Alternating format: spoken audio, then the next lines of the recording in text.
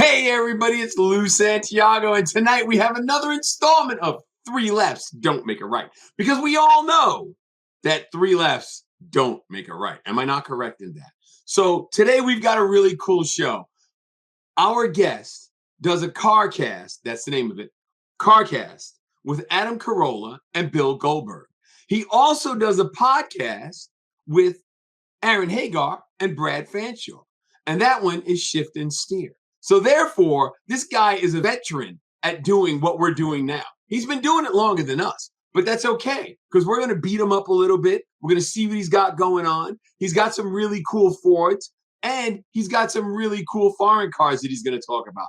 So Matt D'Andrea is the guy tonight. He's our guest, okay? He does stuff like Barrett Jackson. He hangs out with some people that we know. So we're going to see what's going on in his world and make it happen. So we're going to go to a commercial, and then I'm going to bring John in, and we're going to chat a little bit, and then we're going to bring in Matt. So sit down, hold on, and let's get down to it, because three lefts don't make a right.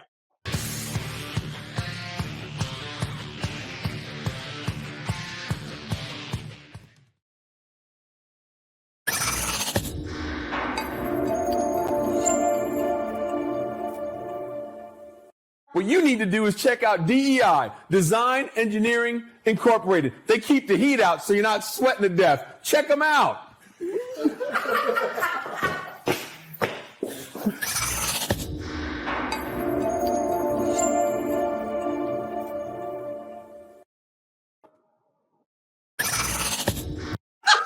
What was that? What are we doing? Got a little extra at the end. A little extra. What are you doing, man? I don't know. I asked myself that same thing about 5 minutes ago. You know what I'm saying? So what you're saying is you're totally lost right now. You're wandering through the rest of the day totally confused. I got to tell you, Monday being a holiday screwed up my week. I feel like it's Tuesday and, setting through. Your internet is shitty. I'm saying it. You're frozen again. There it goes again. Am I still? Now you're all jerky. You're like that cable commercial where the sister's looking at her niece, and it's like, that's what you look like. I got to go out and come back in, but I'm not doing that. You're going to have to deal with it. Hey, I'm not the one who's. I'm just saying. The masses might not like. Is it constant? Is it still doing it? You're not doing it now. Just don't go moving around. Brian, what's up, man? Brian McKenney said, hey. Okay. Hope you're staying sexy. Bill says, hey, guys. Bill, what's happening? Buzz Elliott. I'm going through it because, you're scratching your ear. I don't know what's going on with you, Yeah. Rude Mopar dude. I like that. Rude Mopar dude. That's awesome. Albert. Hey, Albert's one every week. Albert's one of those guys that speaks in vowels. I could tell that already. So anyway. The calls. We got Ryan on standby if people want to call throughout. We're not going to do it just the last 15 minutes. The phone lines are open throughout the entire show if somebody wants to call in. 215-469-1892. If he's got somebody that has a good question, we're going to pop it up on the side there that says their name and where they're from. Also, too, wanted to say that we are looking for an intern. If somebody's got somebody out there that can help tie up loose ends for us, that'll work. Email us. Email runs across the bottom there. The other thing, the guests coming up for July. You know who they are? We've got Paul Tuttle Jr., Shag, and Ian, right? Yeah, that's right. It's a pretty good July. It is. I'm looking forward to each and every one of them. I can tell you, going back and forth with Paul Jr., I get the impression that he's crazy busy. Two, he seems a little nervous. So, but he's got some cool things, coming up. He said he's building an electric bike. He's opening a new shop. So he's got a lot of stuff to talk about. I mean, he's moving. That's awesome. Yeah. So, John's frozen. Shop. I need to learn how to be a ventriloquist. So when John's frozen, I can go. I'm going to go out and come back. All right, so just wait. You know what? We're just gonna bring it. All right, we'll come back in. I'm gonna tell you guys what's going on. I'm gonna give you a shop update. So here's what we got while John's going out and coming back in because his internet sucks. I got the lights all done in the shop. So this weekend I had to push the S10 out that I got to work on to get back on the projects. So I'm gonna get my neighbors and we're gonna push the S10 back in the shop. I'm gonna get on that. I'm gonna start shooting videos on that, and then I'm gonna get the Fox body done, and then I'll be able to finish up the shop. But the lights are in place and they work. I don't think I've showed you guys a picture, so I'm gonna find it on my phone so you guys can see the picture. It is pretty awesome. Boom, there it is. There it is. So this is where I'm at with everything. How's that? The lights are up. Yeah, it looks good. It's bright. Yep, LED daylight, so it's really awesome. So I'm ready to rock and roll. So Garage Insider TV is going to start ramping back up here in the next week or so. I need to get a mic. I'm going to buy a mic pack when I get paid from the school on the 15th, and a tripod. So we'll be ready to rock and roll. So I'll have everything good to go. So your internet looks better. Glad to see you decided to come and hang out. I wanted to tell you a couple things before we get into Matt. One, Bradshaw's people got back to me, Terry Bradshaw. So that's a plus. They're looking for dates for us to shoot him for Horse TV. I threw out August 9th, week of August 30, and pretty much anything in September. Said we'll move it, make it work in September. Okay. Because I don't want to wait that long. I figured, if he has a date that works in September, we'll do September. But that's going to be, to tell people what that's about, we're shooting a celebrity series, what people with a couple bucks or known people, what horses mean to them. Bradshaw actually has a fly repellent. He's into quarter horses. He's big into horses. I think he's got a few hundred or 1,000 acres up there in Oklahoma. At the same time, we're going to run through Texas. I'm going to reach out to Rawlings and see if we can follow up with doing the monkey trap talk shit. Throw him a beating in person. I'm going to call Bill and see if we can go bother Bill then. Why not? We'll go see Ray. We got a whole list. It's like 6 people to run through Texas. Probably take us all week. Fine. But, as soon as I hear back on dates, I'll let you know. Let everybody know because the guys behind the cameras here are going with us. Oh. Ryan and Ken are going to also tag up. I figured we'd fly into Dallas because I think it's you're going to drive probably, right? I'll drive. I think Dallas is the only straight through. Yeah, it probably is because that's a busy hub.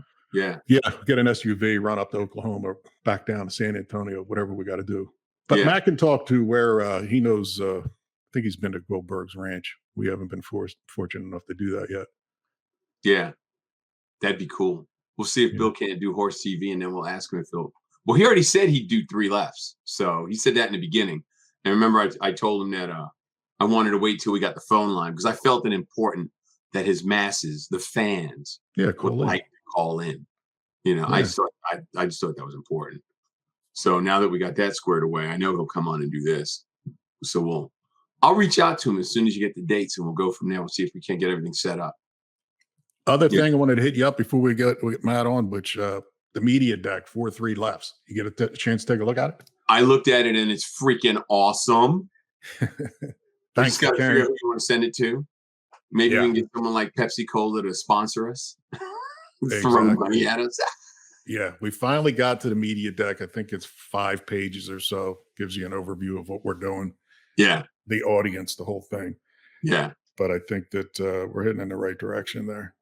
Cool. Yeah, we've had some good guests on, and we got some good ones coming around the corner. We got some good ones for July itself. So, well, and people see me and they're like, "Hey, the show's really good. I like the guests."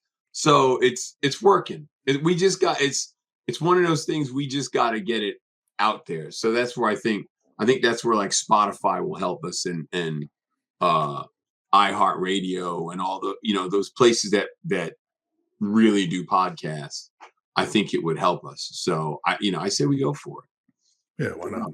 What do we got to lose? Nothing. Exactly. So I followed up with Leno in an email. Followed up with Helga. I haven't heard back. As soon as I do, I'll let you know. But it'd be cool to get Jay Leno on. I know Adam did something with him. Maybe Matt can talk about that. Got you. Right? Yeah, we can talk about that. Sorry, I'm low energy. I took a nap before the show, and I'm still not. I didn't wake up yet. Took a nap? Are you old? Yeah. Dude, I'm still hungover from Sunday. I had family over on Sunday. We were drinking all day long. Wednesday. If you're still hungover, listen, you clearly had too much blood in your alcohol system. Listen, I didn't say I stopped drinking on Sunday. I'm just telling you that I'm still hungover from those days. Oh, yeah, God, my ass is dragging. You're pathetic. I know. You clearly have not had any kind of military training when it comes to drinking. What is wrong with you? That's true. I hear your stories and I'm like, what the huh? I had alcohol poisoning twice because I didn't know how to stop. And I'm not an alcoholic. Back then I wasn't an alcoholic. I was a drunk. And we all know the difference between drunks and alcoholics. You were a pro. Drunk what? Don't go to meetings. Anyway, let's go to commercial. Let's get Matt in here. And remember, if you guys have a question, call. We don't care what it is. I'll tell you how to fix a toaster. I don't care. Whatever your question is, let us know. All right, let's go to a commercial break.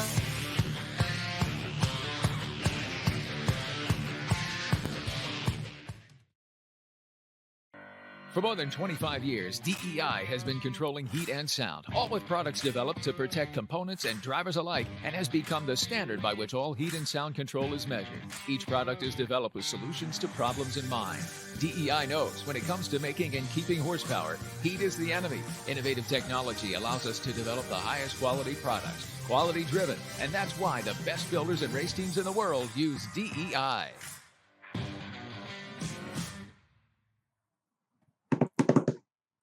Matt! Hello. What's happening, man? That first DEI commercial was the bomb. That thing was the best. We thought so too. It's why the way you use it, it's okay. Yeah. It was pretty funny, wasn't it? I think there's a couple others because when I did that one a couple of years ago, we got done. We got done in a couple of hours. I shot the stuff. I'm like, hold on a minute. And I just started screwing around. So I was going to say, that looked like a couple hours of work right there. I'm just running wild in the streets, man. It's what I can do. I don't know what I'm going to say till I say it. So that's really just like here. Nothing's changed. Yeah. It's here week in and week out. We don't know what's coming up. Yeah. Well, and it's funny because when I first started doing TV, they're like, read the copy. I'm like, what? Read the copy? What the hell's the copy? What's the copy? Like, I have no idea what they were talking about. Yeah, so that's where we are. So, but dude, so what do you got going on, man? I mean, let's talk about some stuff you got. Yeah. What do you got going on in the world? Well, I mean, for me, I've got some car projects, as you can see behind me. I'm working on a couple of things, but the order of business around here has been podcasting for some time now. As you mentioned in the intro, I do the podcast with Adam Carolla and with Goldberg, and shows with Brad Fanshaw and Aaron Hagar called Shift and Steer as well. Right. But yeah, we've been at it for a minute. I want to say it's Adam and I probably 12 years. Really? Yeah, it's way. I mean, I knew you guys were doing it for a while, but I didn't think it was that long. Yeah, Adam was one of the first to just do podcasting in general. When he left terrestrial radio, he was certainly one of the more popular names to start doing podcasting. And the struggle back then was, as he started doing podcast, he did the Adam Carolla show, and about 6 months into it, CarCast started. I was producing it, but I didn't start hosting it until about 9 years ago. And it was a different time because back then, for years, even as we were trying to build something and gain some advertising, we had to sit and explain what a podcast was and then explain how advertising would benefit. Now, podcasting is much more familiar. So now we just talk about, like we all do, like your ad deck, your pitch deck, you guys were talking about. You were talking about the numbers, you talking about the audience, talking about guests. But before we had to sit down and go, let me explain what a podcast is. Whether you're just pitching a client or an ad agency. So there was this education portion of it first, and then there was the why are we different or whatever. Right. Years ago there was a couple of 100,000 podcasts on iTunes. Now there's, I don't know, like 1.5 million or something like that. It's phenomenal. Yeah. But we've been at it for a little bit of time now. That's good though, man. I mean, it's clearly working for you. If you've been doing it 12 years, it's clearly working. Yeah, we're having a good time doing it. For us, we get to talk about car stuff all the time, right? So for a guy like Adam Carolla and Goldberg, it's not their main job. So my shows are the most fun because it's sort of their hobby. Right. We've turned it into a business, but let's face it, Adam doesn't make money off of my show, nowhere near like he does off of his other shows and live things and the books and whatnot. But it is interesting to be able to sit down with those guys, have them kind of breathe and relax for a second and go, what do we want to talk about? We're going to talk about car auctions. We're going to talk about Motorator. We're going to talk about vintage racing, documentaries, like anything we want, and have some fun with it. Yeah. No, I get it, man. That makes perfect sense. I like that. I like.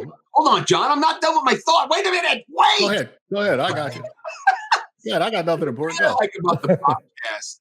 Go ahead, you can, like you said, you can just sit and talk if you have to. You can get the conversation out.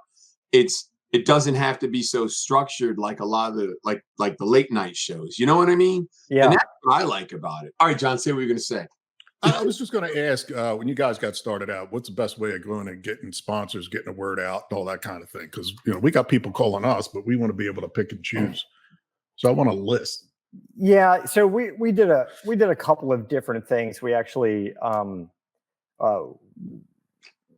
for some of Adam's other shows, we had a couple of freelancers. We had a one guy in particular that was very, very good at selling to ad agencies. He came from a background of radio and TV and already had a lot of connections in there. So when he went in, he mostly worked on the education of what a podcast was. And then he would say, here's the talent roster and this is what we're doing. Podcast One is one of the big podcasting networks right now. And then this guy that started with us, he was one of the co-founders of Podcast One and is the president of the company. So he went from one of the first people selling ads on podcasting to becoming the president of one of the companies that runs it. But the truth is I've done quite a bit of that in this space as well. And I didn't do it any differently than the way you guys would have done it. You've been in the industry for a long time. And I just reached out to the relationships we had, good relationships with the aftermarket companies and car companies. And that's it. A lot of it was we kind of sat down and we made a plan. It wasn't quite as, throw it on the wall and see if it sticks as you'd think it would be. There was a little bit of a plan of companies we wanted to target and who we wanted to target and why. Like, were we doing certain events or did we have certain demographics that we felt like were going to reach their audience? And then we kind of just went and approached them and said, this is what we're doing. We'd like to get you guys involved. How do you feel about that? And kind of work it from there. So. And it's funny because you guys had a plan. Yeah. My idea is let's just call this guy. Let's see what he wants to do. John's like, we need a plan. What do we need a plan? We need structure. We have no structure. Yeah. No structure.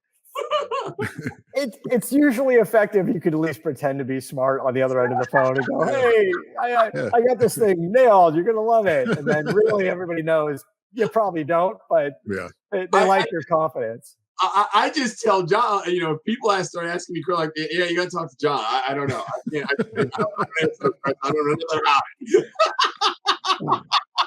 Matt, I'm impressed with how clean your shop is behind you. To be fair, I pretty much just moved into it. So there you go. Adam Carolla's garage is on a different part of town. I live on the west side of town in LA. And I just got this place. I just started moving stuff in. The car and the engine I've been working on for a while. Now, to be fair, I did that TV thing where I was like, oh, I'm going to take the cover off that engine and move it so you guys can see that there's an engine back there. But really, like 90 seconds ago, that thing was tucked in a corner covered with plastic tarps, right? And I was just like, oh, I'm just going to move it out of the way. If I can get some no-name somebody back there just grinding for sparks to shoot up in the background, I do that all day long for you guys. Exactly. Right? Exactly. Like every scene in every Fast and Furious movie has some sparks in the background, right? When somebody's in the shop. So I would have done that for you guys, but I don't know. By the way, somebody just popped up with a comment and says you need Rich. We actually have to call Rich. I have to call him. Rich was just here a few weeks ago. We've been working with Rich Waitis at Magnaflow for a long time. He's done all of my cars, and he was just here visiting with his crazy Overlander Bison truck, all outfitted, and I had some LEDs and some spots and stuff like that. And I was like, yeah, I'm swapping them out. You take them. And 90 seconds later, he's like, I mounted them in the back of my truck. It's exactly what I needed. Now I can see from upside down. I can see the moon. I can see everything. I can see Elon Musk flying through space with all those lights on his truck. But he's the best, man. You definitely should have Rich. Yeah, Ryan, I like Matt. I like Matt. He's a good guy. It's funny because every year for the last like 5 years, when I go to see him, he always gives me the ID to get, the pass to get in. Richard. Yeah. The little world. Yeah. He's got his little hospitality suite. Now this year it's going to be different. It's a very small hospitality suite. It's really, even though we're I guess we're essentially over this COVID thing or getting in that, whatever. We are where we are. I call it the weekend. Yeah. Right. So, it still sounds like what a lot of the companies are trying to do is probably avoid doing like the meet and greet lines where people, it's just 60 people bumper to bumper waiting to handshake. And I'm not sure that we're going to even do much live podcasting from there. The companies are saying they just don't want, three of us sitting on a riser 3 feet in the air, just spitting on people as we're yelling and going, pay attention to my podcast, so if we do, maybe it'll be a little bit more distant, that type of thing. I think SEMA's trying to plan it where all the walkways are a little wider, which, if you've dipped into SEMA at all and got sort of a peek behind the curtain, you'll know that that's probably a mess because it's a lottery system and it's based on seniority and your booth size and how many booths they can fit in like Central Hall and the Hot Rod Alley. And if you go to everybody and go, hey, everybody's got to knock 3 feet off their booth, people are going to go, yeah, but my booth's at $500,000. I can't knock 3 feet off. Like, it's a mess. It definitely is. The only upside is I don't think the people from overseas are going to be there. So they're going to have the whole section open. I don't know if this is just a travel restriction or a combination of a travel restriction and a SEMA rule for the year. But SEMA, of course, being a trade show, they bring in buyers. The manufacturers present to their buyers all around, and there won't be any international buyers brought in. Oh, wow. And that just could be limitations on international traveling. But I just think SEMA's rule, again, this is new information. I don't know for sure yet. This is just the latest that I've gotten. Right. Was, no international buyers. So that was the only way for them to sort of make a reasonable choice on limiting the amount of people that would show up. But that being said, there's that new West Hall. It's a 1.4 million square foot West Hall. It's a couple 100,000 square feet of registration area and a couple of meetings. I was just there for probably the first public event they've ever had, and that was Barrett Jackson, Las Vegas. Yeah.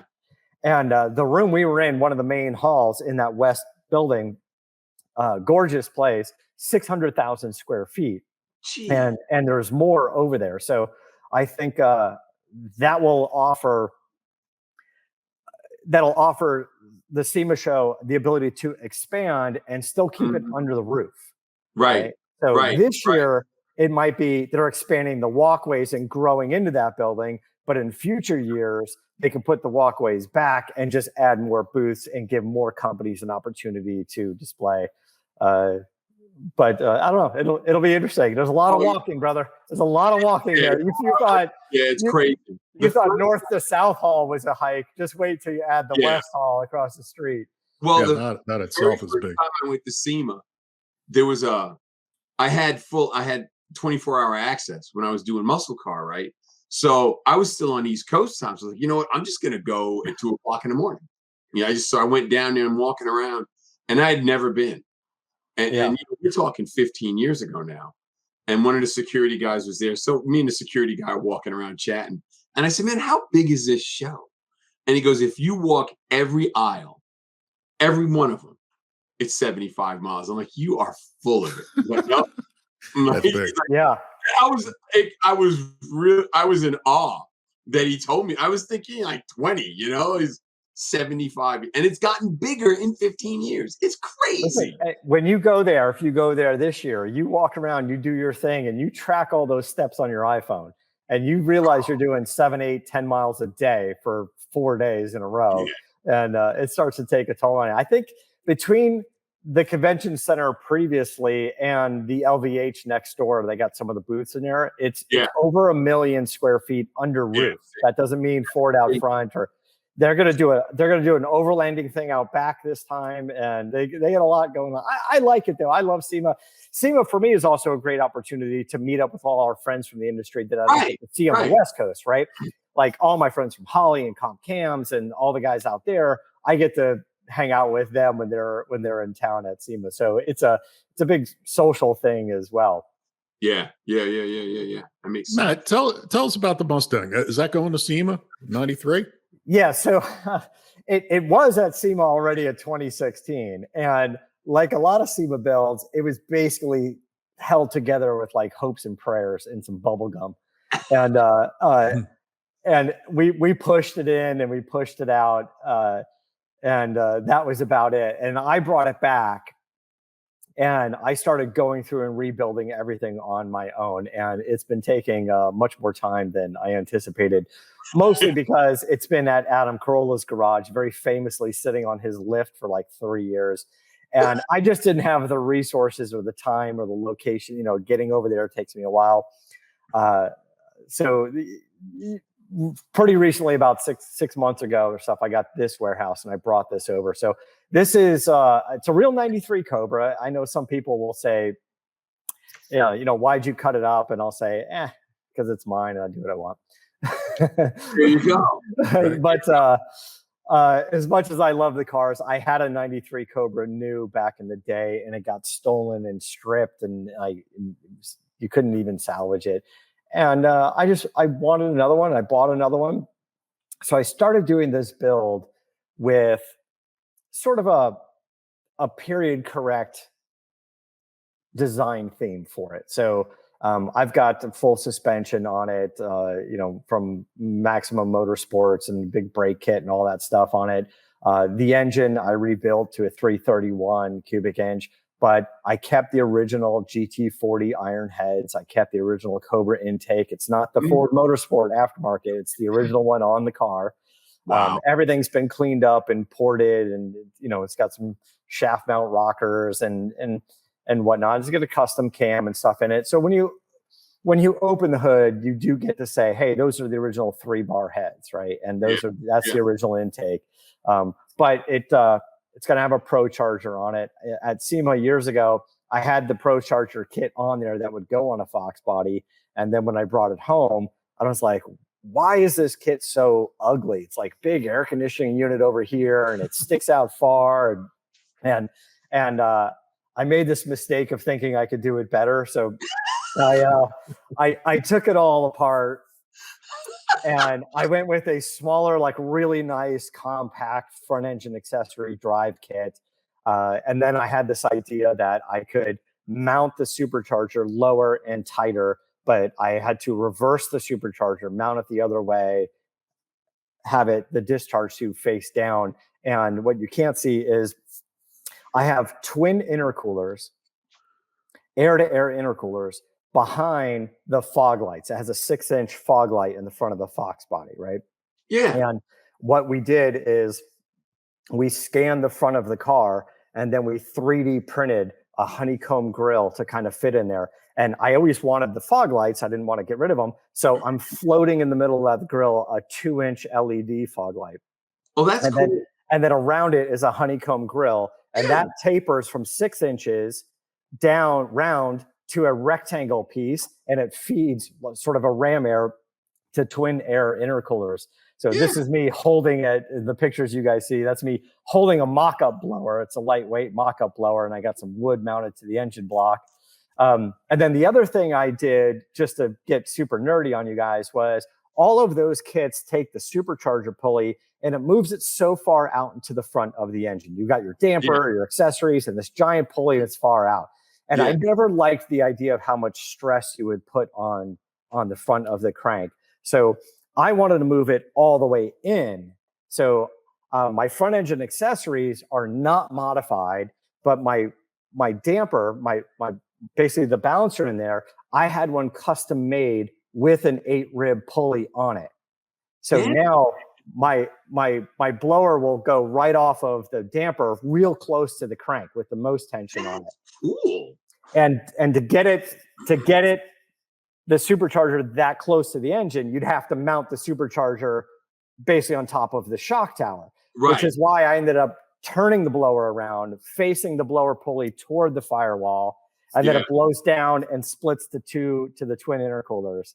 But so now that I've got that kit, I'm developing for this. It takes some 3D scanning and a few things like that to do. That engine that you see behind me is for my 95 Ford Lightning. Similar theory was I'm going to do a small block Ford in there, but it's a 351 instead of 302. What you see back there is an all aluminum Dart 427. Sweet. And it has their 225 cc heads. And it's going to have a big the F1A 94 Pro charger on it. Good God. So we're, depending on the octane, we're going for between 800 and 1,000 horsepower in a 95 Ford Lightning. It's just going to tear that truck in half. I don't even know why I'm doing it. But it's not going to hook up. It's going to twist up. And it's just, there you go. There's the truck. But I started thinking, well, I've got to custom make the supercharger bracket and that whole system for the car. I'm making it for the truck as well. Slight modification because of the 302. But the way the supercharger mounts is just the 3 bolts on the accessories for the cylinder head. So it'll mount the same. It just, the width will be a little bit different because of the width of the engine. So making the same system for both of them. That's cool. So both are going to SEMA? The idea is actually both of these, the truck and the car, have both been at SEMA already. And then I brought them back. I'm redoing them completely. And they're both scheduled to go back to SEMA at some point. I don't think they'll make it this year. Maybe the truck will make it this year. But the car probably the following year.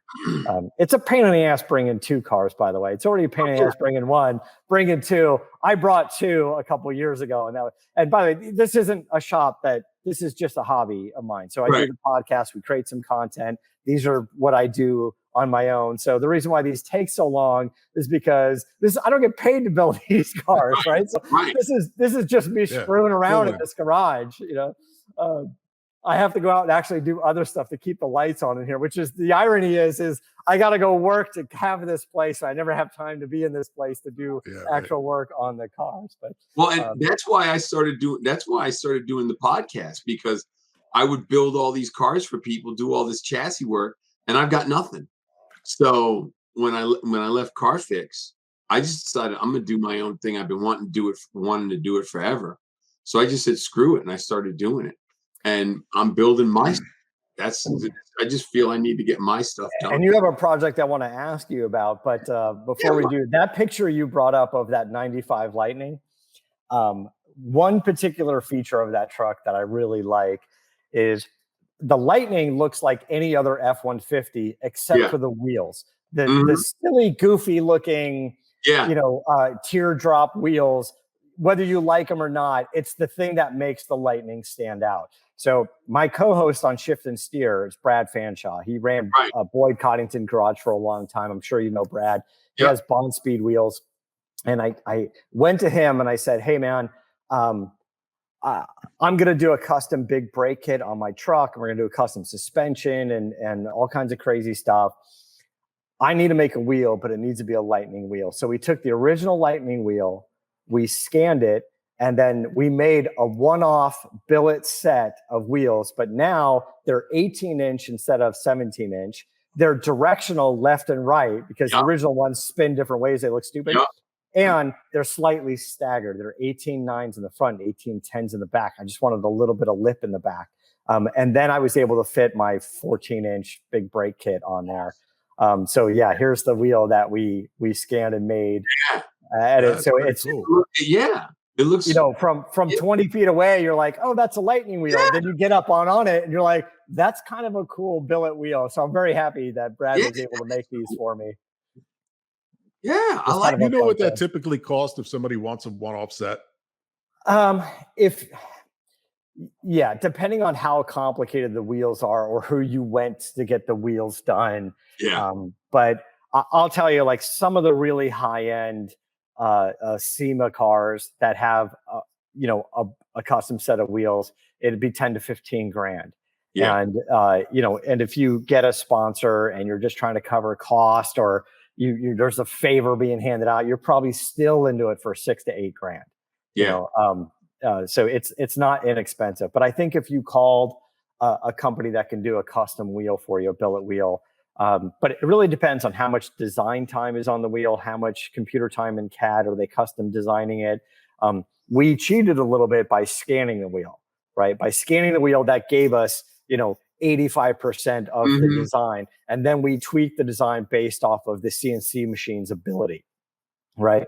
So if it was cast, it would be more of a bucket, but we gave it a little bit of depth, but only what we're capable of based on the thickness of the aluminum and what the CNC machine was able to do. And then from there, we gave it a bit of a polish up and then did, it's basically like I think the color was a Mercedes silver powder coat. Which was pretty close to what we wanted. So anyway, that's what we ended up doing. But It looks like it's a factory wheel. It does. Yeah. Thanks. If we ended up polishing it or chroming it or something like that, or even doing it black, it would have looked just too aftermarket. Yeah. And I didn't even want the polished lip. I was like, just give it an OE look. I kind of wanted it to look like the cast wheel, but when you see how nice it is up person, it was just kind of a neat feature. And then I'm working with the guys at JRI Shocks. If you haven't worked with them, they're fantastic. We work with the guys at JRI on one of Adam Carolla's Paul Newman racing cars. And I was talking to them about the truck and I said, you know, hey guys, I drive these press cars all the time. Very fortunate to be able to review cars like that. And everyone these days, not even just in the supercar world, but everyone's getting into these adjustable modes. And it's beyond just the engine tuning. There's a street mode and a sport mode. Everyone's getting into steering calibrations and suspension calibrations. And I said, why is it that no one in the aftermarket suspension world has really come up with a very cool sort of competent cockpit adjustable suspension system? We can adjust our coilovers, ride height manually. We can get to the top of them or the bottom of them. We can change the little valves and get the way we want. And JRI said that, we've been developing a system for a while now. It's pricey, so we haven't been able to do it in the masses. They'd have to, whatever the business model is, they'd have to develop a vehicle specific kit, like a 69 Camaro, and then make a bunch of them and try to, anyway, I said, let's make something happen with it. So, we're cutting out the I-beam suspension on my truck. We're going to an IFS in the front. I'm doing a 4-link or a 3-link in the rear panhard bar, coilovers, JRI coilovers, and then we are pre-programming the shocks with a computer at the factory. And then in the vehicle, I will have a 3-way switch. Now I can control it with a touchscreen, but I don't need to, and I don't want to mount a touchscreen for now. Maybe I'll add it later, stick it in the glove compartment. But my 3-way switch, I can make any calibrations I want. They'll preset them. And so I'm putting a switch on the dash that says street mode, comfortable. Right. Track mode, so I can autocross, hit the canyons, and then drag race mode because it's going to have ridiculous horsepower, and I want to be able to move that weight back. Right. And then at some point, if I want to change the calibration of those, I can do it with the touch screen, or I can go back to GRI and go send me a program for it. But I've been driving, like, I got in a handful of new cars. I ordered the new Mustang Mach 1. I thought that would be a cool car. Right. And the new Mustang's like, oh, there's a drag race mode, and there's a sport mode, and a track mode, and it changes the exhaust sound, and it changes the Magna Ride suspension, and stiffens it up. And I was like, I want that in my truck, right? So I'm trying to get as close as I can to doing that. We can't do it on the Mustang yet. They haven't developed it. We're trying to come up with a way to make it work on that. But for the truck, we can, because it's all custom coilovers. It's not like a strut or a top mount or, so yeah, I will tell you that the suspension on the truck costs way more than what I paid for the truck. But I just think it's going to be kind of a fun little feature to be able to take the thing out and just get a comfortable ride when I want it, and then switch it to drag race mode or track mode or whatever. So, anyways, I'm talking a mile a minute because this is apparently what I do. But you said you had a Fox body. Yes. Tell me about that. I got a friend of mine, Ken. All Ken does is Fox bodies. That's all he does. He does mostly engines. And for years, I did his roll cages and frame connectors and all that stuff. And I had just gotten CarFix. So Ken calls me. I was like, hey, I need you to do this Mustang. I said, dude, I can't, because I'm getting ready to start traveling again. He's like, I don't care. I don't want no one else to do it. So I said, all right. So he brought it over. It's been sitting in my shop for 10 years because I never had time to get to it. So now that I'm going to start doing my podcast, not my podcast, but my build stuff, I got to get his done. But I got the cage all bent up. I got, it's all cut out for the mini tubs. I've already done the rails. You're doing kind of a drag car, kind of a pro street. Yeah. He's doing, I think that they're the 325 Mickeys, the drag radials. Yeah. Okay. So I'm jamming them underneath, and I'm just gonna do that. I got to get it done because I need to get it out of there so I can get this other stuff I got done. But I got like I said, the cage is bent up, the frame connectors are in. I usually tie my frame connectors together. I go over the transmission tunnel, so I already got the tubing bent and in place. It's welded. I just got to finish the car. Yeah. So I'm going to start doing that hopefully next week. That's my plan. Okay. I just need to get. Was it a coupe or a hatchback? It's a coupe. It's good. I might have. I've got pictures, but I don't remember where they are. So while I'm talking, I'm just going to sift through the pictures real quick. Yeah. It sounds like a cool project. Here's a thought, because you've been under so many vehicles. And you're talking about subframe connectors. We went under the truck, and even though it's a full frame car, it still kind of twists up. It's not very strong. And surprisingly, there's a lot going on underneath that truck. There's 2 fuel tanks. There's one kind of on the side behind the driver, and there's one in the back. And on the other side, exhaust system, and between the giant transmission. I'm just trying to find a way to tie that frame up a little bit more. I mean, I could, like you were saying, I could do some sort of hoop in the cab of the truck, have some bars go into the bed of the truck. Maybe not a race spec a cage by any means, but I could probably hide a cage in the cab and kind of, go through the back and tie in the frames. But I had the guys over, I forgot one of the companies, Stifler's maybe, and they're like, well, yeah, we wanted to make a, sort of an X brace for underneath it. And they're like, it's a pain in the ass down there. We can't get it done. So I haven't spent too much time underneath to see if it can be done. But I don't know if you've done it on trucks before. But I've done a lot. It's already a box frame, but what I've done on trucks in the past is I put the gas tank behind the rear end. Yeah. Because a lot of your trucks have the saddlebags. So I free up that space, get it in the back. That way, because if it's behind the rear, it's just going along for the ride. So I put that back there.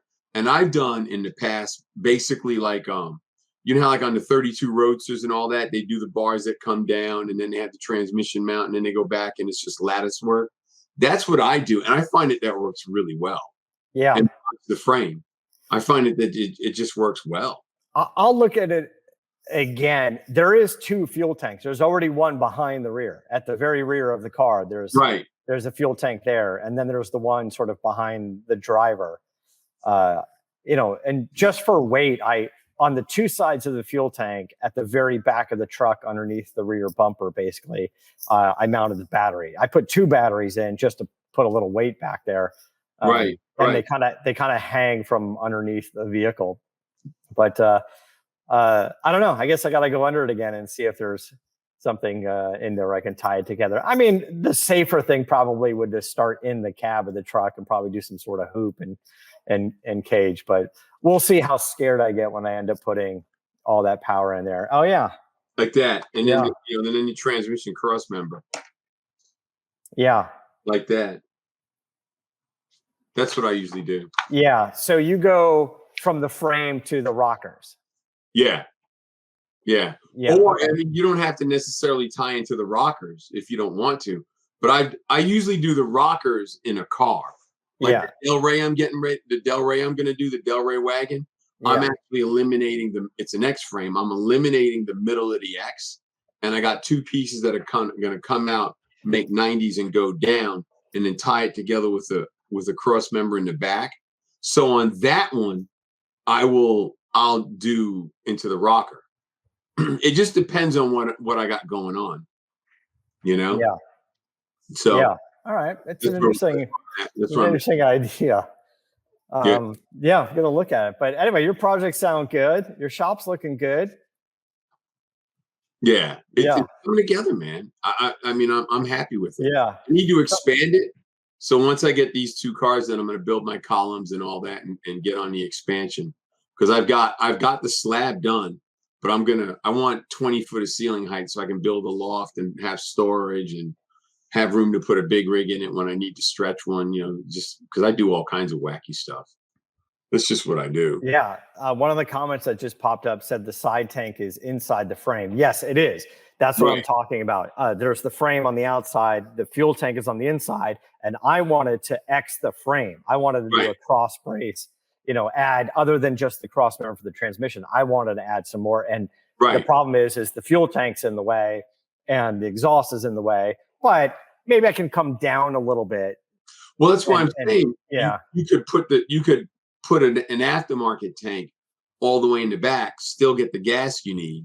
Yeah. You know what I mean? And then it's in the back and you just freed up that whole side of the rail. Yeah, but then I lose 16 gallons of fuel and I'm going to need it. 1,000 horsepower is going to burn through it. Yeah, it's already burning fuel. You a tank, man.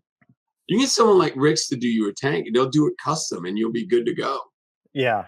Because I did a Camaro. You know how on the Camaros, you always see like the bottom of the tank and it's in an angle. The first Camaros.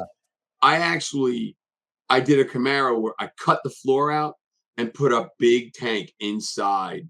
It's half of it was in the trunk, the other half hung down. You couldn't see it from the back of the car, but hell, it was like a 30-gallon tank when I got done. Yeah, you can build it out, and there's plenty of room underneath the back of that truck. I got a truck. I got the bed of a truck. Who needs the bed? Right. I don't need the bed. Just carry fuel. Jeez. Yeah. Hey, and just so you guys know, if you guys want to call in, it's 215-469-1892. We're taking calls, so just keep that in mind. So, what's the deal with the car collection?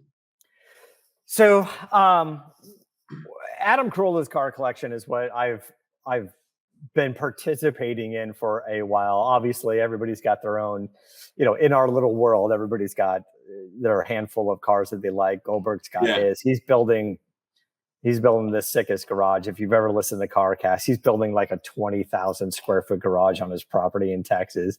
Of course, it has like a 2,200 square foot gym. Loft. It's got a gym, right? Because he's got to make money somehow, right? That's how the man makes his money. But the pictures you saw is Adam Carolla's garage, and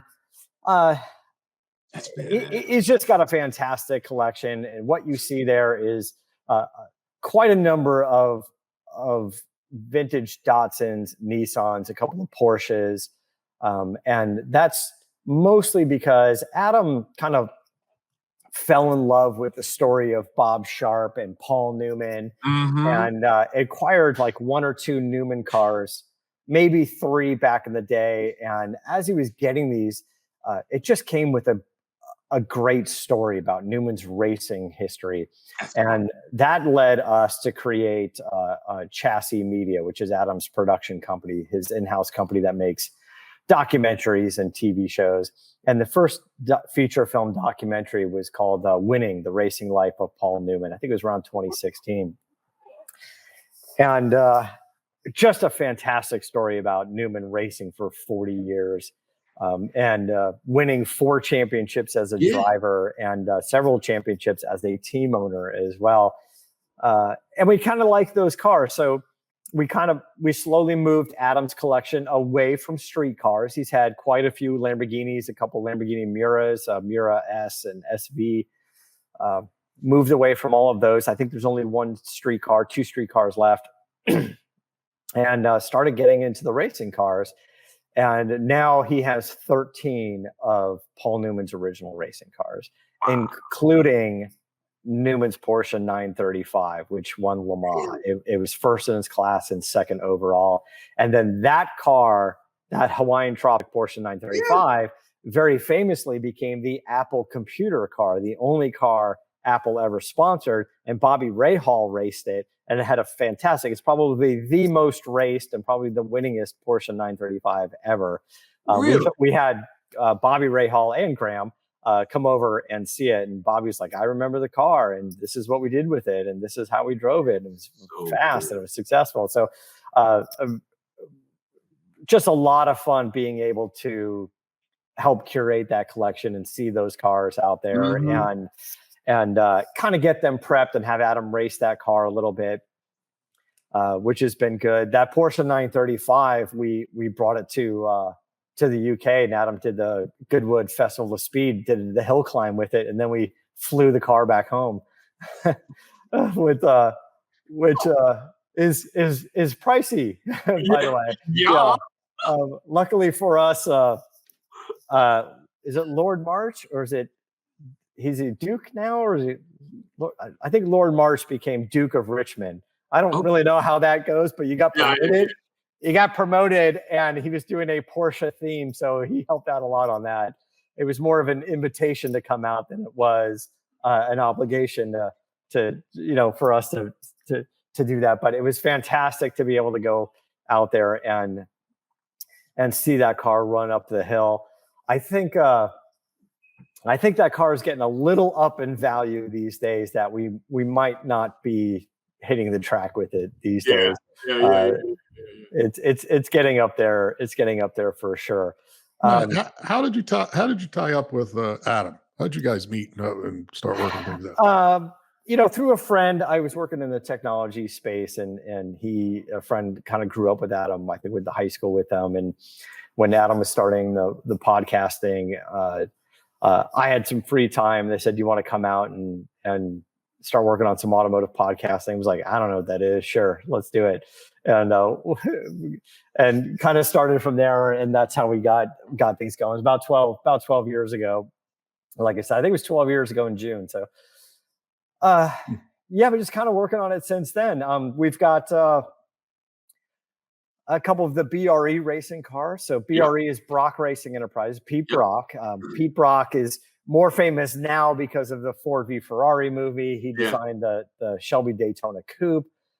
Back when he was a young designer, he designed the 63 split window Corvette for GM. So he's done quite a bit, and he's living in Vegas now. And so we got some of the BRE cars, a number of, I think we have the first BRE Roadster and the second BRE Roadster. And then we have 2 of the BRE 510s. I think one was wrecked and gone. And then the other one, which is the John Morton Championship car, is in the Nissan Museum. So I believe we have the largest collection of BRE racing cars right now as well. So that's kind of a neat collection. And then the other 2 that I'm leaning into right now that I'm pushing Adam on is Lightsinger. You're not a big name right now, but famous in the Datsun racing world. And of course, our friend Steve Millen has a lot of success in the racing world. I heard that. We have one of the Steve Millen cars. It's a Steve Millen, John Morton, and Johnny O'Connell car. Okay. It's a 94 300 ZX.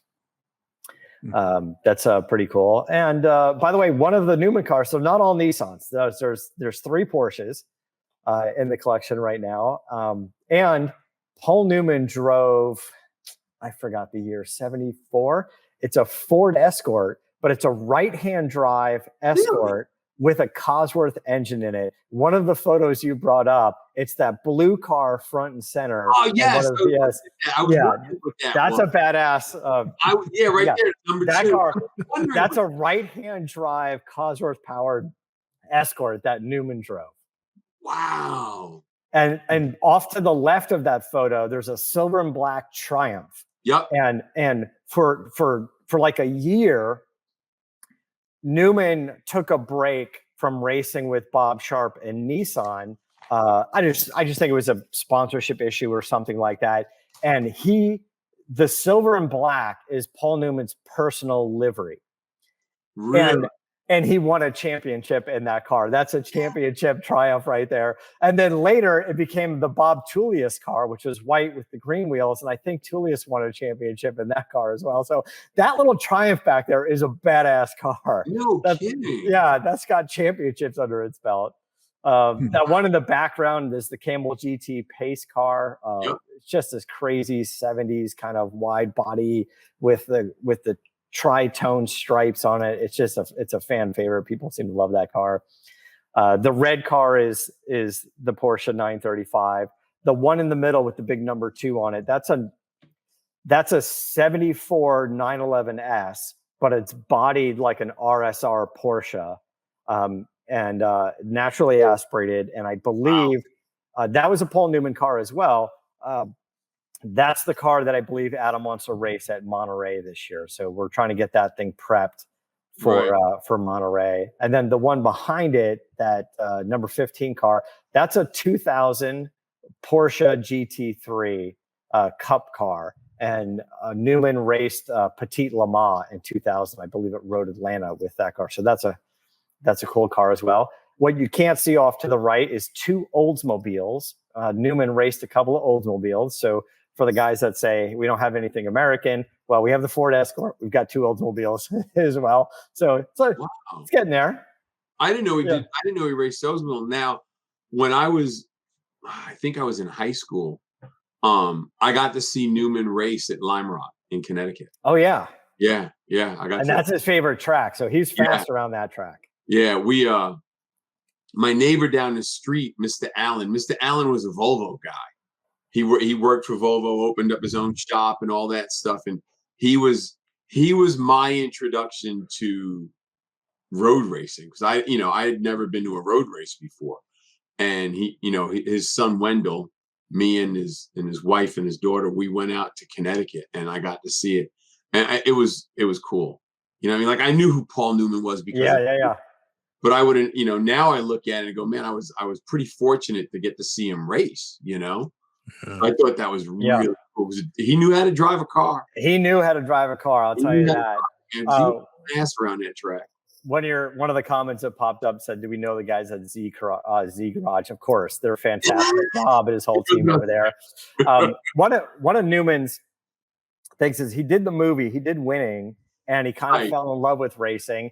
And then, at Lime Rock, he did a couple laps with Mario Andretti behind the wheel, and he was hooked. He was absolutely hooked. And he got in the car and he did a great job, kind of slow and steady. Loved the racing. Joanne was out with him. His wife was Joanne Woodward was out with him all the time. He basically cultivated Willie T. Ribbs' racing career, which is another documentary that we did.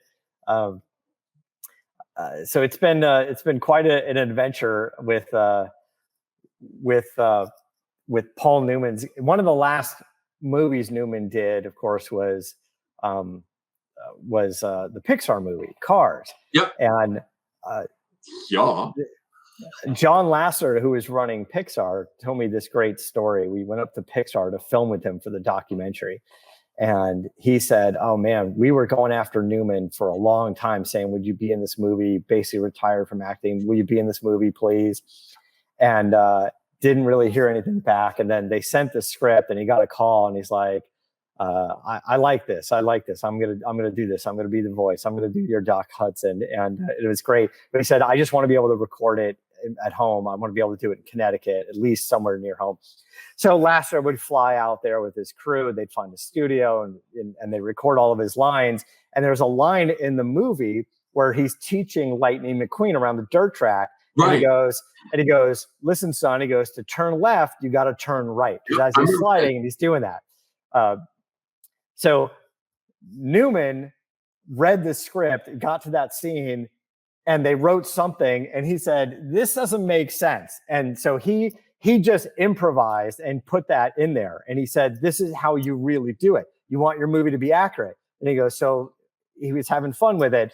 And they went back and they rewrote the script. They came back and they're like, "Will you do it again just the way you said?" And because he was basically just creating that character and making it authentic. And I think later, even though it was an animated film, they said it was one of the most accurate, like, racing films out there, which is fun. And they took a lot of pride in doing that. Newman took a lot of pride in doing that. Pixar did as well. And they make great movies, but just a fun story of Newman going, "I'm retired from acting, but this is racing and this is fun. And I do like that." So it's just a great story with Newman. That's why we ended up doing the film and collecting the cars and stuff. So we've got a bunch of the films. There's Winning the Racing Life of Paul Newman. There's the 24-Hour War, which is Ford versus Ferrari at Le Mans. So the Ford v Ferrari feature film, we basically did the documentary version of that before that came out. We did Shelby American, which is the Shelby story, working with the Shelby family, of course. And Willie T. Ribbs. It's called Uppity, the Willie T. Ribbs story. I think the Newman film is on chassis.com, CHASSY, and it's going to be on our Pluto channel, Pluto TV. I think we have channel 687. And all of their films are going to be up there now. We just announced today, so you guys are going to get this as well, that we are doing a Dan Gurney doc. And really, we have Dan was very kind to give us interviews over the years for all of the other docs that we have, and we have additional footage. So I believe we have, from about 4 years ago, probably the last video interview of Dan Gurney that anybody probably has, and Adam was be able to sit down and spend some time with him at his shop and see, everything that he's got there. So we have a Dan Gurney doc coming out. That's cool. And I believe this is a little less us, but this is just part of some of the deal making, is Showtime is going to be doing a scripted original series about Willie T. Ribbs. And really, if you're a fan of Billions, one of my favorite shows on Showtime, the showrunners of Billions, Brian Koppelman and his partner, we've had a lot of conversations with them. I've only talked to Brian for car stuff for fun, but really it's Adam putting this together. He got Brian involved, and Showtime said yes, and they're working on the script for. And then if you don't even need to dramatize for TV Willie's life. You could just straight up take it out of his mouth, and you will have the most epic TV series out there. But it is nice to see that. Hopefully that'll come out. I don't know how long. A year. I got a note said you had to run at 9, but before you jet, because we're going at 9. We got to do Let's talk about Bravago, where to get it, that type of thing, and then where to find you. People are looking for you and the podcast and all that, and then we got to jet. Yeah, thanks. I appreciate that. Bravago is a new hard seltzer brand that we have out. It's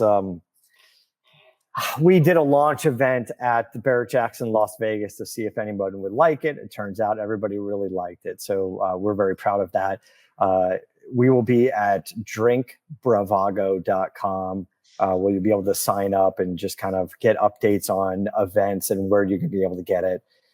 We should have some online sales happening soon. And then it's mostly a spring and summer drink. So over the course of the next few months, leading into next year, we're ramping up all of our distribution network. But it's really great stuff. I think you guys will dig it. Who are your partners? I actually had the Sucker Punch at Barrett Jackson. It was you actually did? good. Yeah, Yeah. it was good. I was surprised because I didn't think that, no matter what, I was into that, but it was good. It was actually refreshing and light. Yeah, I appreciate that. Thank you. We tried everybody. We tried all the others out there, and they taste a little flat to us and lack a little flavor. So we specifically punched ours up with monk fruit, which is 0-calorie sweetener, and came up with a really nice formula. And we also found I think it was helpful for Barrett Jackson because they were selling cars like crazy. And there was a few people there going, I want vodka sodas, but I want vanilla orange cream vodka soda. So they were buying our Sweet Freak and our Sucker Punch, and they were spiking it with their vodka. And I think Craig Jackson was selling cars. But this is an idea that I put together, and then I wanted to do it with friends of mine. So I talked to Adam and Goldberg and a couple friends, and those are my guys. Those are the team that help invest and launch this company. I got Adam Carolla, I got Bill Goldberg, I got Aaron Shelby and Sean Shelby, very famously Carol's grandson, as well. And so it's been fun to launch that project with those guys. So hopefully we'll hear more soon. And then me, I'm at Motorator on social media, pretty much everywhere, Instagram, and you can just find me there. That'll work. All right. Well, Matt, go do what you got to do. Thank you, sir. Thanks, Matt. I wasn't paying attention. So that was awesome. Somebody asked, it was T. Himman, I think THMAN. He asked if Newman did some off-road stuff. I think he did. But we'll get an answer to that. We'll reach out to Matt and just make sure of that. But we ran out of time. Sorry we didn't get Vin Diesel, but maybe next time. And if you guys want to reach out to us, 3leftsdon't@gmail.com. So that's our email address. And don't forget, we have the phone number. You guys can always call in. And really, that's it. You know what I mean? That's it for tonight. I think we had a great show, John. And we'll go from there. Next week, who do we have? Paul Tuttle Jr. is coming on to talk about where he's been, what he's doing, how it all started. There's a couple things I want to run past him. Yeah. Because he was probably 21 or 2 when that show took off. Got you. And, just the overnight success. I want to hear behind the scenes of what that was like, because I know they were down at Daytona Bike Week early on, trying to promote their bikes, and they had their thumbs up their asses before the show, and nothing took off. Show came alive, and they were off and running. Yeah. Yeah. They had their names on, I think, 125 different products. Yeah. Glasses, bicycles, models. Yeah. So I want to know more about that. It was in Walmart, T-shirts, the whole thing. They took advantage. I mean, they were the pioneers before Rawlings sticking his name on a bunch of shit. Those guys had their name on everything. Wow. So, yeah, Wayne's there. Yeah, Wayne was at Las Vegas. And Mike from DEI chimed in. Yeah, I saw that. Yeah, I got to call Mike. I got to talk to Mike. That, Mike. It's not me, Mike. It's me. It's me. Next week's going to be good. After that, we got Shag from Iron Resurrection. We'll catch up. Tori's going to book up Adam. Not Adam, but Joe Martin and Amanda, probably September sometime, right after the season. And we got Eddie Munster coming up September, I think, 9th, somewhere in that area. There's a couple cool people. But yeah, we got people coming in. Ken is looking forward to Eddie Munster. He thinks that's the greatest. And that I'd known that, I would have booked him up sooner. And thanks to Brian Ryder, he made the connection. Yeah, so awesome. It's all good. It's awesome. Eddie Munster. All right, so here's the deal. Here's what we're going to do. We're going to play the iconic sizzle, and then we're going to end it. So I'm going to say the good night now. This way, when it plays, we're out. So that way we'll make that happen. So, all right, I'm glad you guys stopped by. Hope you enjoyed it. That's what we're trying to do, is just introduce you people to all the weird stories in the automotive world, all the cool stories in the automotive world. Just remember, 3 lefts don't make a right. And watch the Icon trailer, because we're trying to find sponsorship for that, because we'd really like to do it. We think it would fit right in with what we're doing here, and it would just be cool. So later, tell him, John. Later, next week, Wednesday, 8 o'clock.